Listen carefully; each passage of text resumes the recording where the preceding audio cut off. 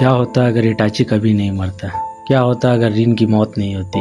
और क्या होता अगर मादरा उचिया जीत जाता? आज की इस वीडियो में हम बात करेंगे इसी के बारे में, और अंत में मादरा उचिया की कहानी आपको जरूर पसंद आएगी, तो वीडियो को लास्ट तक जरूर देखें। चलिए आज की वीडियो को स्टार्ट करते हैं। नारुतो की कहानी में इटाची उचिया एक ऐसा कैरेक्टर है जिसने फैंस के दिलों पर गहरी छाप छोड़ी। लेकिन सोचिए अगर इटाची कभी नहीं मरता तो क्या होता? आज हम एक्सप्लोर करेंगे एक अल्टरनेटिव यूनिवर्स जहाँ इटाची जिंदा रहता है। जैसे ही इटाची और सास्के की आखिरी लड़ाई होती है, इटाची सास्के को बचाते हुए अपनी जान दे देता है। लेकिन अगर इटाची उस लड़ाई में मरा नहीं होता, सबसे पहले उसकी सच्चाई सामने नहीं आती। डोंजो और हिडन लीफ के राज छुपे रह जाते। सास्के को कभी पता ही नहीं चलता कि उसका भाई असल में हीरो था, विलन नहीं। अब सोचिए अगर इटाची जिंदा रहता और बाद में सास्के को सब कुछ बता देता, तो सास्के शायद लीफ विलेज के खिलाफ नहीं जाता। भाइयों की जोड़ी मिलकर अकात्सुकी और डोंजो जैसे दुश्मनों का सामना करती। नारुतो और टीम 7 को एक तगड़ा एलाई मिल जाता, खुद इटाची।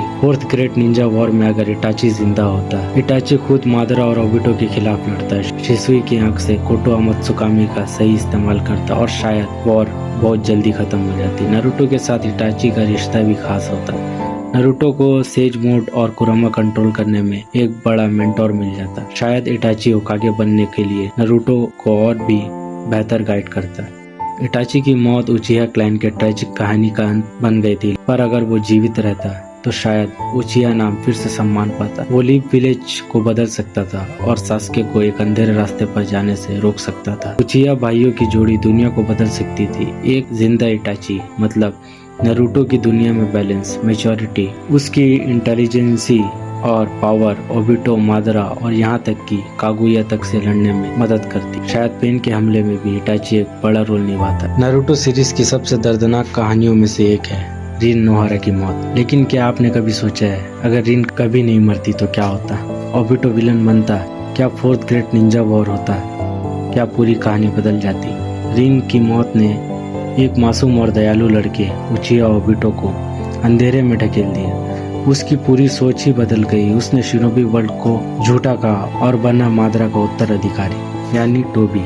लेकिन अगर रिन बच जाती तो ओबिटो कभी भी उस रास्ते पर नहीं जाता। मादरा की प्लानिंग का एक अहम हिस्सा था ओबिटो को तोड़ना, लेकिन रिन के जिंदा रहने पर वो कभी टूटता ही नहीं। मतलब ना कात्सुकी बनती, ना टेल बिस्ट को पकड़ा जाता और ना ही इन्फिनिट सुकुयोमी जैसा कोई सपना आगे बढ़ता। अगर ओबिटो टोबी नहीं बनता तो शायद याहिको कभी मरता नहीं और नागाटो पेन बनकर कोनोहा पर हमला नहीं करता। जरा सोचिए, नारुतो की सबसे बड़ी लड़ाई पेन आर्क की नहीं होती। बिना इतने खतरे के ना नारुतो को खुद को साबित करना पड़ता, ना ही उसकी कहानी इतनी प्रेरणादायक होती। लेकिन क्या यही सब उसे महान नायक नहीं बनाता? रिन की जिंदगी एक इंसान को बचा सकती थी, पर उसके जिंदा रहने से निंजा वर्ल्ड का पूरा भविष्य बदल जाता। अगर रिन नहीं मरती तो शायद न शिनोबी वर्ल्ड चलता, ना कोई टोबी बनता और ना ही कागुया वापस आती। लेकिन क्या तब भी नारुतो की कहानी इतनी यादगार होती? एक ऐसा शिनोबी जिसे दुनिया ने गलत समझा, एक ऐसा योद्धा जो शांति लाना चाहता था लेकिन